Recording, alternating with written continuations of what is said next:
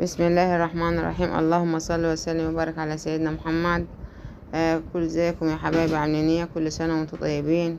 يا رب تكونوا ان شاء الله عيد سعيد وعيد مبروك علينا وعليكم وعلى العالم اجمعين. اللهم امين يا رب العالمين. اتمنى كده ان شاء الله كده يكون العيد دخل علينا بالسعد والراحة والهنا وراحة البال يا رب علينا وعلى العالم اجمعين. اللهم امين يا رب العالمين. كل سنة وانتم طيبين من جميع أنحاء العالم. وبشكر متابعين اللي داخلين عندي في قناتي، واتمنى قناتي تكبر بيكم ومعاكم ان شاء الله. وانا زعلانة قوي ان فيديوهاتي مش اما تجيب مشاهدة بصراحة. الفيديوهات ده والله انا متعب فيه، واتمنى انكم تشوفوها وتسمعوا لحد الاخر فضلا وليس امرا. تحطوا لايك وتشتركوا في القناة. والنهاردة قلت اعمل معاكم بصراحة كده تاي أكلة حلوة كده بصراحة، أكلة بتاع الجد تاعي بحبها وبموت فيه. البامية الصعيدة وفاصوليا ناشفة وبألف هنا وشفا علينا وعليكم. وأتمنى يا رب الفيديو يعجبكم وينور رضاكم إن شاء الله. اللهم استرنا فوق الأرض وتحت الأرض يوم العرض عليك يا الله. اللهم آمين يا رب العالمين. يا رب إن شاء الله كده لا فاقدين ولا مفقودين، واجعل الأيام الأوائل من ذو الحجة والعشر الأوائل دول إن شاء الله كده يا رب فيهم بصراحة يكون الدعوة مستجابي، لأن الفيديو دي معمول قبل العيد. وبألف هنا وشفا علينا وعليكم. هنيتي قلت أعمل معاكم بصراحة كده الفيديو دي يا رب يعجبكم وينور رضاكم إن شاء الله. وأتمنى فيديوهاتي تعجبكم وتنور رضاكم. اللهم صل وسلم وبارك على سيدنا محمد وعلى أهل سيدنا محمد وأحباب سيدنا محمد وأصحاب سيدنا محمد. الواحد لما يكون متضايق كده يقعد يستغفر كتير ويسبح كتير، وفي الأول في الآخر نقول الحمد لله عزينا وعلى عفشي. بصراحة ثالثة ثانوي وده ربنا يوقف معاهم. ادعوا ثالثة ثانوي، لأني والله ثالثة ثانوي بصراحة ربنا يوقف معاهم ويكرمهم. هنا جبت فرخة كاملة معاكم وملح خشن، وجبت ليمونة، يعني ليمونة إلا قديتي واخدين منها باب عيالي. وقلت ادعك معاكم الفرخة كده ضحكة زينة من جوا ومن برا وملح خشن. فلازم نغسلوها وننضفوها كده، وشوية دقيق صغيرين. ما كانش بصراحة ما كانش الحمد لله، يعني كان دقيق خلص من عندي. قلت ادعكها شوية كده بالملح والليمون والدقيق والملح الخشن، فهتبقى ان شاء الله الفرخة فل شمعة منورة ان شاء الله. وهناتي كبت لها مية وراح اخليها يعني فيها كده شوية، يعني كد ربع ساعة كده. وبعد كداتي اخدها معاكم. والزلموكة دي برضو لازم نقطعوها عشان ما تنفعش محدش هياكلها بصراحة. واحنا بعدين اصلا لما نطيب مش هناكلها الحتة دي.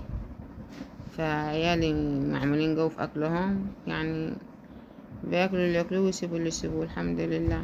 هناتي خدتها على الحنفية بعد ما نقعتها كد ربع ساعة في الدقيق والملح والخل، وبغسلها غسلة زينة معاكم. واتمنى كده فيديوهاتي تعجبكم وتنور رضاكم ان شاء الله. وما تنسوش لو وصلتوا معي لحد هنا تشتركوا في القناة فضلا وليس امرا، وتحطوا اللايك. ويا رب كل اللي يشترك في قناتي يعلم من كل ضيق المخرج ويرزقهم من حيث لا يحتسب. هنا الشوربة اهي شايفين ما شاء الله غلات. وهنا جبت بهارات و7 بهارات وبهارات لحم وفراخ وورق رورة وبصلة وطماطم وحطيتهم قدامكم. وهنا راح اخرط البصلة اللي هنعمله النهاردة فاصوليا ناشفة. وألف هنا وشفا علينا وعليكم. جبت الحلة كديتها ونزلت بيها بمعلقة السمن، وهاخد البصلة خرط رفيع جدا عشان ما بحبش البصلة الغليظة ما تبقى مبحلقة، لا ما بحبهاش. قلت النهاردة عضول اعملها في الكبة، بس النهاردة قلت اعملها معاكم على يدي كده. ولازم اخرطها رخيط خرطة صغيرة كده، يعني شايفين ما شاء الله. ان الخرطة الكبيرة ما تبقى مبحلقة وانا ما بحبهاش. وألف هنا وشفا علينا وعليكم ان شاء الله. والواحد لما يكون جاي يخش على الطبيخ كده يقعد يسمي ويصلي، لأن التسمية كتير في الأكل والهنا بتخليه يبقى حلو ونفسه حلو، والأكل بيبقى طعمه ما شاء الله. بألف هنا وشفا علينا وعليكم. وهنا الفرخة بعد ما غلت راح أقشر منها الريمي، ورجعت معاكم تاني للبصلة. حطيت شطة وبهارات وملح وفلفل وبهارات فراخ ورقة الرورة وكده. وبألف هنا وشفا علينا وعليكم. ما بحبش احط الملح بعد ما البصلة تطيب، لا بحسها مصننة، ومعذرة ما احس نفسي بقرف منها، لازم احط الملح اول ما اخلط البصلة. وهنا البصلة اخذت لون، ونزلت معاكم بصلصة الطماطم. هنا هوريكم جبت ب35 فاصوليا ناشفي، وهنقيهم معاكم.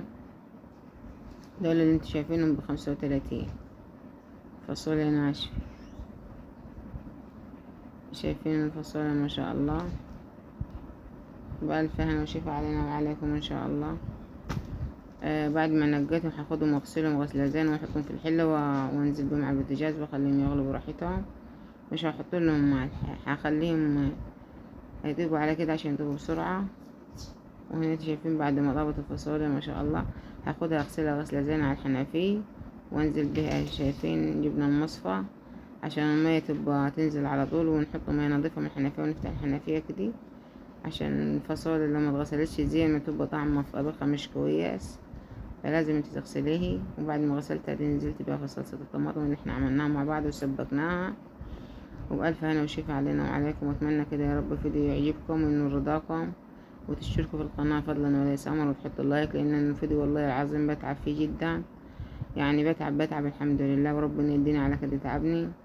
وكل واحد يا رب يكرمه كده ويساعده كده في مصاريف عياله ان شاء الله. هنا الفرخة بعد ما استوت طلعتها هسيبها تتصفى، وبعد كده وتهدي كده وروح نحمروها. اكون خلصت الاكل كله وروح احمرها ان شاء الله. هنا جبت نص كيلو بامية ب50 جنيه.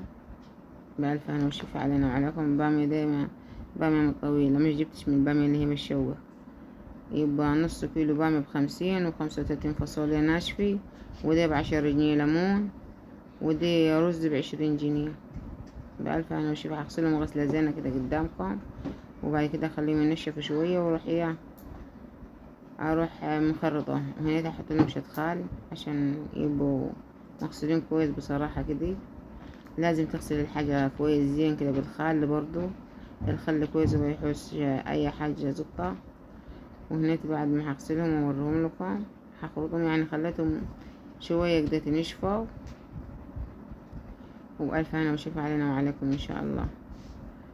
شايفين البامية بصراحة بنحبوها احنا بصراحة. البامي ده مطبخها لكم انا على طريقة جدتي أم الله يرحمها، ربنا يديها صحتها ويشفيها ان شاء الله. فلازم نخلط البامية زي كده. هي البامية الصعيدي داي، في ناس تقول عليها البامية وفي ناس تقول عليها البامية الويكي. وبألف هنا وشفا.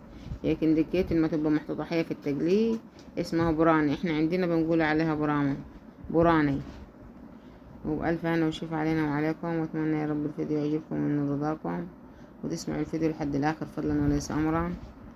ويا رب كل اللي يشوف قناتي يشترك في القناة، ويجعل له من كل ضيق مخرجا، ويرزقه من حيث لا يحتسب، ويجعل الفرح قدامه والسعادة خدامه ان شاء الله.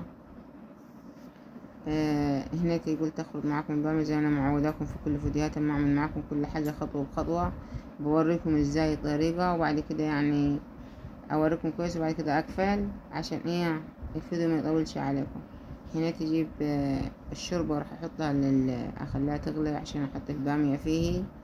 وده نص معلقة توم. لما تحط لها نص معلقة توم ني، البامية بصراحة ما يبقى طعمها مختلف عن البامية ما تحطلهاش توم ني، بس ده حلوة وده حلوة. وألف هنا وشفا علينا وعليكم ان شاء الله. هخليهم هنا ياخدوا لهم غلوتين 3، واروح اجيب المفراك الصعيدي بتاعني. شايفين المفرك ما شاء الله. ولازم نفركوها كده جامد لحد ما هي البامة متبقاش قاعدة حي، تبقى خالص مطبوخة كده. وبعد كده تجيبي الكوبة، يا سلام لو عندك زبدية برام تكبي فيها وتحمي وتخليها تختخ كده، وتنزل عليها بنص الليموني. بألف هنا وشفا عليكم وعلينا ان شاء الله. حفركم خالص كده الباميات، لازم يتفركوا ما يبقوش حيين. وهنيتي جبت الصينية قديت تتذوق ديت عشان اخليها تنشف من المية وانزل. شايفين فرقتهم ازاي؟ شايفين لازم تتفرق زي كده، ما تبقاش قاعدة حية ولا مبحلق. الطاوة بعد ما نشفت راح احط لها شوية سمن، وهجيب التومة واحط فيها التومة برضو بألف هنا وشفا علينا وعليكم. شايفين التوم ديت انا جايباه من اول ما طلع مفرزاه في الفريزر، كل ما اعوز اطلع لي معلقة بصراحة، وبألف هنا وشفا علينا وعليكم ان شاء الله. لازم التومة ديتي تبقى قاعدة، مش تبقاش حمرا قوي التومة عشان ما تمررش، وبألف هنا وشفا علينا وعليكم ان شاء الله. ما تخلوش التومة بتاعت البامية تحمر خالص، خليها تبقى لونها صفرا وذهبي، وما تخلوش فيها واحدة تبقى مشروطة ولا حاجة، لا على كديتها ورحت تنزل بيها في في حلة البامية.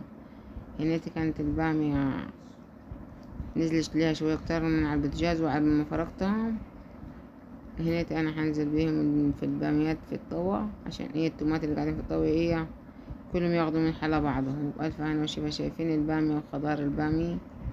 بألف هنا وشفا علينا وعليكم ان شاء الله. شايفين جمال البامية؟ بسم الله ما شاء الله، اللهم بارك اللهم بارك. هنيتي جبت حلة معاكم وحطيت لها شوية سمن، ما كترتش يعني سمن كديته صراحة، وهكمل بالباقي زيها. وهعمل معاكم رز، اللي هو رز حبة وحبة يعني. وبألف هنا وشفا علينا وعليكم ان شاء الله، واتمنى الفيديو يعجبكم وينور رضاكم. وهنيت الرز لازم تقلبيه كويس، وبعد ما ياخد لون برضك لازم تقلبيه عشان يبقى رز حبة وحبة. وبألف هنا وشفي.